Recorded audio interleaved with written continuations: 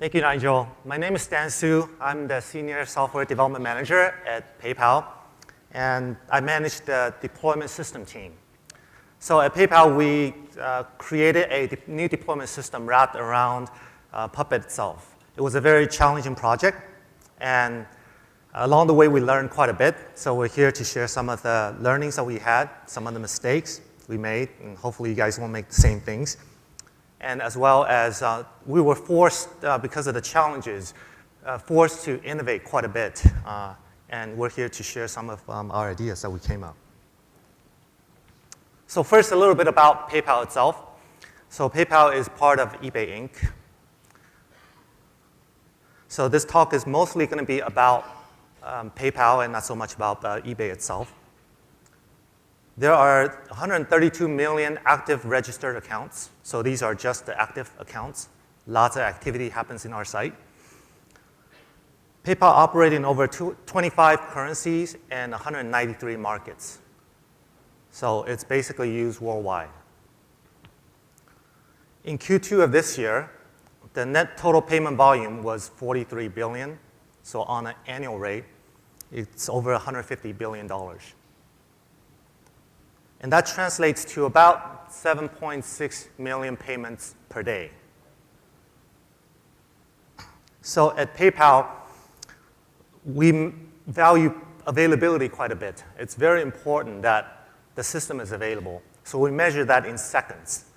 So every second, the TPV is about $5,200. So let me ask the audience first a question. Have you ever lost your wallet? Can you raise your hand if you have?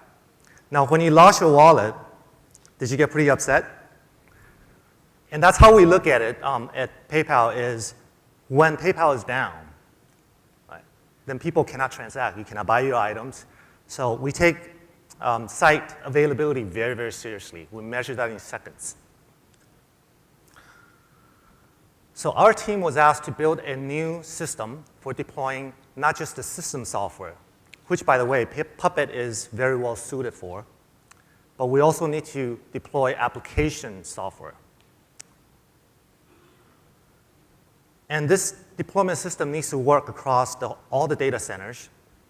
And actually, a couple of years ago, I had a chance to go and tour a new data center that our company just constructed.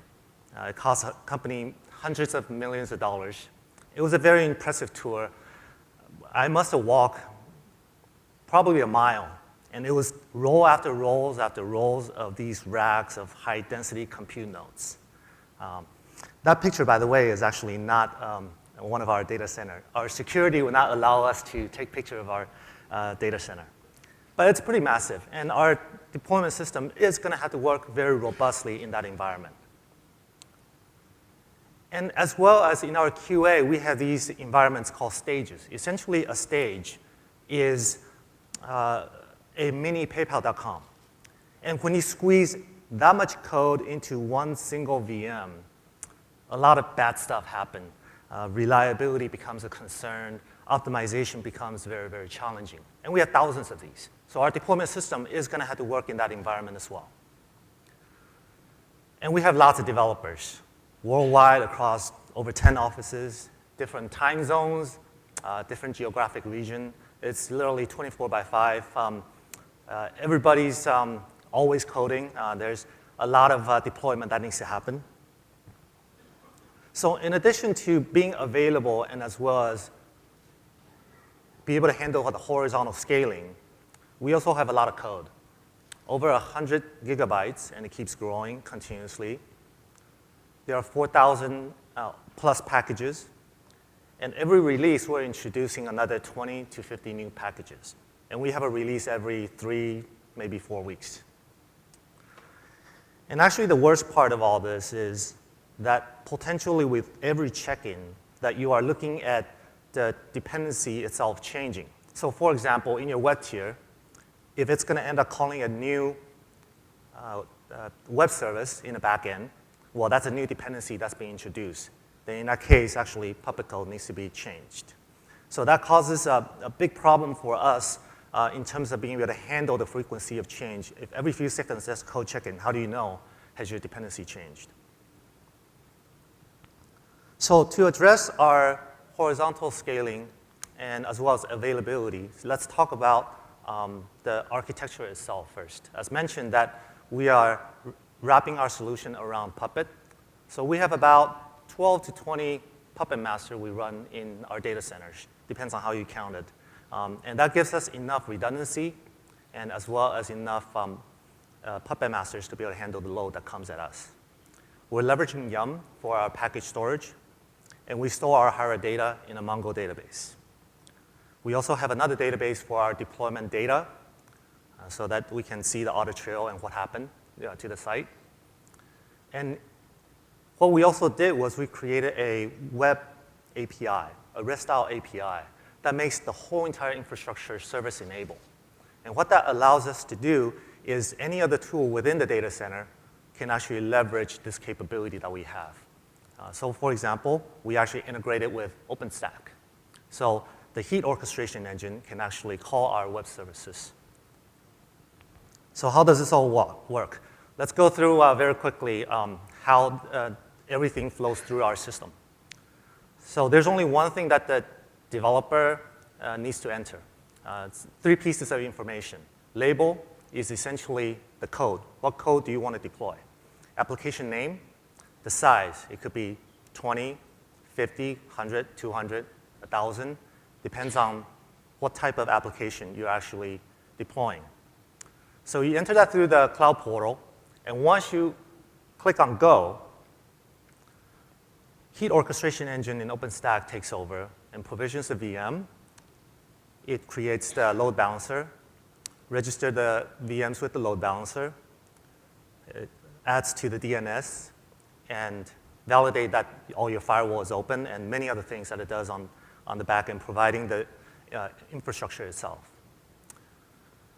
And then it will will register with our Harendra and store it in our Harendra database. And then it will configure the Puppet agent, register with Puppet, download the appropriate certs. And from there on, it's ready. The Puppet agent itself is ready, and we can call the deploy API. And that in turn will download the appropriate packages, install it, and starts up the necessary services. So all of this is actually fully automated. The user enters a piece of information on step 1. And all this infrastructure and all the code and however many VMs is spun up, and everything happens within minutes. We call this our project velocity. So we address in our architecture our availability and as well as our ability to scale horizontally. Now the next challenge we have is how does our deployment system handle so much code? So what we quickly found out is one application and one module, the typical approach of using Puppet does not scale for us. And we actually found that out in a very painful way. The project hit a whole series of problems along the way, and there was a huge delay. And we went back to the drawing board and looked at it. Okay, so how do you address all these new packages that you're introducing, sunsetting packages, and all these dependency changes potentially with every single check-in, and a development staff that is always working 24/5, and even with production fixes, it's probably 24/7. Well, there's 2 ways to address that. One is to staff up my team, and we become the one that codes all these things for people. Or you can say that you're not comfortable with that. So for example, for me, I would not be happy with people are calling me in the middle of the night and say, hey, wake up, can you get some Puppet code done for me so I can deploy the system? And another way is maybe we can say we're going to train everybody at PayPal. And I think the Puppet Labs folks will be pretty happy with us, get another 3,000 Puppet experts and send them all to the training team. And training team will probably have a little bit of a logistics headache from that. I think for me, I'll have a huge headache on figuring out how to pay for all that training for these guys. So we're very concerned about, even if we hand it off to all the development staff, whether they're going to be able to do that well. And our team is going to end up being blamed on the deployment system doesn't work because you wrote really poor Puppet code. So we started asking ourselves this question. is it possible to create a deployment system where Puppet coding is not required to deploy new applications? And that deviates from a typical approach where you got something installed, you write a Puppet module for it. And that's when we started working on our Ninja engine. And what the Ninja engine does for us is it takes a list of applications you wanted to install, and it will assemble the list of packages. It will auto-discover the dependencies by querying the packages and looking up certain metadata. And it will actually generate the necessary Puppet resources by looking at that dependency graph and then execute them.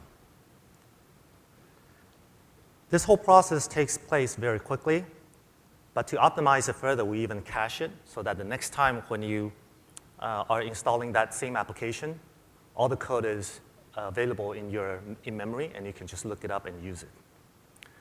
So there's a lot of details in here that I've glossed over on how we were able to achieve deploying new applications without additional Puppet coding and allow all this to be generated on the fly. Later on, we hope to have some breakout session to be able to go through this solution in greater detail. So next I want to talk about how do we pick out what packages to install. There are thousands of them. And we do that through roles and labels. So a role is defined as a set of packages that you want to install, while the label is a set of version packages, and it's backed by Yum repository. Let's go through an example to illustrate that point. So let's say that you have a label where QA has tested in the QA environment in the stages, and they're pretty happy with it. They sign off saying, yep, this set of code works. And release manager went ahead and approved it, so now your label is available in live for deployment. Now, pools are nothing but a list of VMs that serve the same function. So in this example, we have an AB pool and a service pool that actually supports the front end. So we assign to the AB web pool the A package, A web package, and B web package. And we also assign to our AB service pool the A service package and B service package. When we go to deploy to our service pool, it will end up pulling from the label A service version 99 and B service version 100.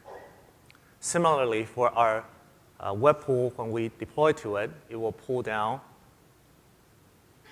A web package version 100 and B web package version 100. So that's how we are able to filter out what packages to install from our label. So next, what I want to do is bring up my coworker, Harendra Narayan, and he's going to go through the rest of the slides talking about system hierarchy and as well as some of the detailed case studies.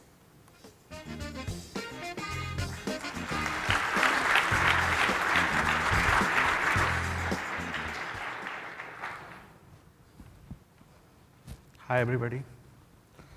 So next I'm going to go through some of the implementation details and some of the learnings which we learned over last about 1 year. So first is the system hierarchy. So we use system hierarchy to basically, whenever a new host comes in, or a new host is provisioned, or a new VM is created, first thing we do is basically add it to our system hierarchy. So in system hierarchy, each host actually belongs at the leaf node at exactly one place, and this basically specifies what environment, what geo, what data center, and what pool it belongs. And so what this allows us is, basically we actually store classes and parameters on each of the nodes. So whenever we want to look for what are the classes, Puppet classes being applied to a host, you just traverse the tree all the way to the top and basically merge all those classes and the parameters. So this allows for, let's say, in the environment QA, we want to install some of the modules. We want to just apply to the QA boxes. So we can add in the environment for where environment is equal to QA. If we want to apply something for a specific pool, which is like normally we have one pool for one application. So if we want to apply, we can add at the pool level. Same thing for data center and for geo. So this system hierarchy we use for ENC. So when Puppet calls ENC, ENC uses Hiera library to go through this hierarchy, and the ENC will spit out the list of classes and a list of parameters. So this actually simplifies for us to manage these thousands of hosts, where if you want to apply something at a very high level on all the hosts, you can apply. And there is a node right above the environment, which is just a default node or a global node, which applies to all the hosts in PayPal. So we store this hierarchical data in MongoDB. Also, we have a REST API around this Hiera data store. So basically, we can write tools to manipulate data, and we already have a web-based tool to basically modify the data and also look, and if you need to troubleshoot, you can look into what classes are assigned to a particular node, and if ENC is called, what are the classes Puppet will apply to that particular node. So next, I'm going to talk about scaling ActiveMQ. So for a long while, we had a very tough time with MCollective. It worked quite well in our dev and test environments, where we had just one Puppet master and one ActiveMQ. So, but the moment we started using it in real production environment, where we had to have multiple Puppet masters and multiple ActiveMQ, somehow MCollective just didn't work. It was giving inconsistent results. So for us, we searched internet, we contacted Puppet Labs, but we struggled with for a long while. And like a good dev team, we just blamed on others. It's just fault of MCollective. It's not our fault. But after a while, we figured it out why it wasn't working. So this is what we had. We had an ActiveMQ cluster. So they were connected to each other, and then we have all these hosts which are running MCollective, and they are talking to this ActiveMQ cluster through a load balancer. So the problem here is MCollective maintains long connections, while the load balancer, it will terminate connection after some minutes. So load balancers normally have a timeout. So that was creating problems. MCollective was connecting, and then load balancer will terminate the connection randomly after some timeout. So what we did is just remove the load balancer and connect ActiveMQ clients directly to our ActiveMQ cluster. Now, of course, every time you add a new host or remove a host, or one host dies in ActiveMQ cluster, you have to basically update the configuration on ActiveMQ clients. So this is not a tough problem, because we use Puppet to manage the MCollective configuration on all the hosts. So next Puppet run, it will get the configuration. So this is something we learned it hard way, and we just wanted to share it so you guys can save time if you're having trouble with MCollective. Now, also in this conference, I have talked to many people, and look, there is a lot of people use just Puppet. They don't use MCollective.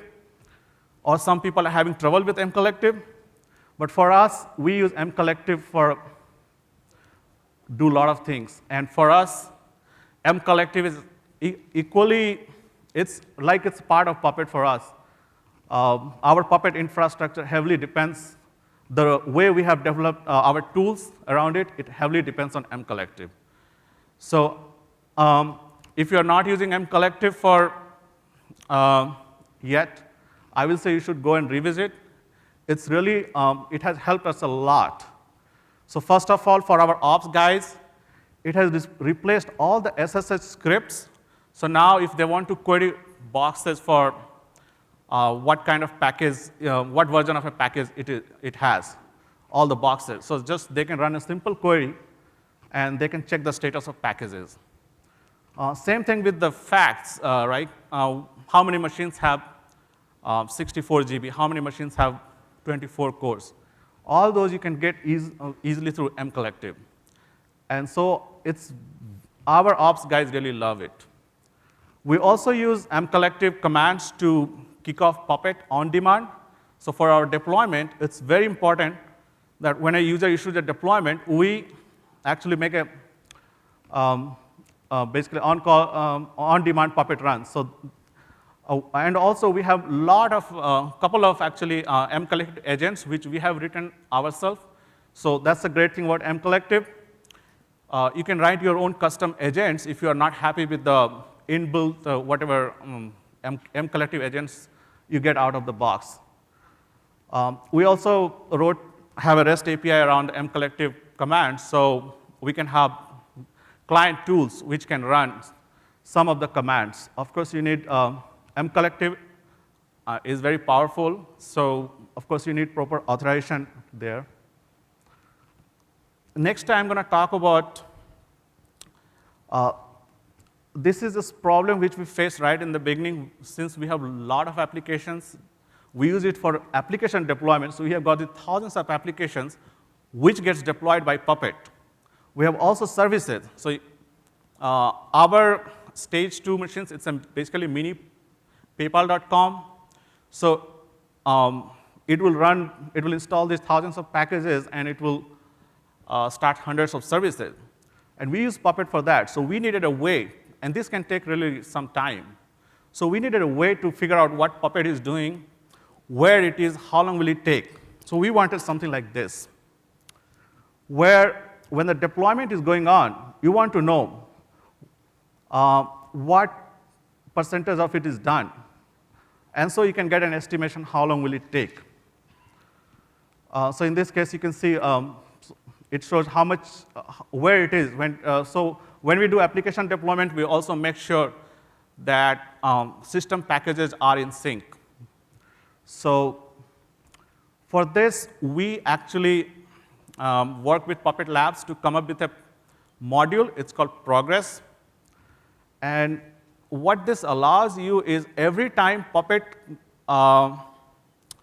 basically processes a resource, it will send a message back to the ActiveMQ that, hey, I'm done with this resource. And it will also send you whether it was success, failed, or it's in sync. So this progress module sends message like this, where you can see it has some metadata to identify the source of the package, source of the message. And then it has also what type of resource it is, and what's the name of the resource, and whether it was successful or failed. This has a way you can configure it to basically get a list of monitor only this set of resources. So like for deployment, we just monitor the packages. So it will send messages only for packages. If somebody is stopping all the services on a box or starting all the services, we monitor for the service. And also, so this is a message which it sends while Puppet is running. When Puppet actually starts the run, it will send an inventory of what it's going to do. So for packages, it will send in the beginning the list of packages it's going to process. And then for each package, it will tell you what it did. Same thing with the other resources. This is available on GitHub. It's open source, so you can download it and start using right away. Thank you. If you have any questions, we'll be available after the keynote. Just talk to us. Thank you.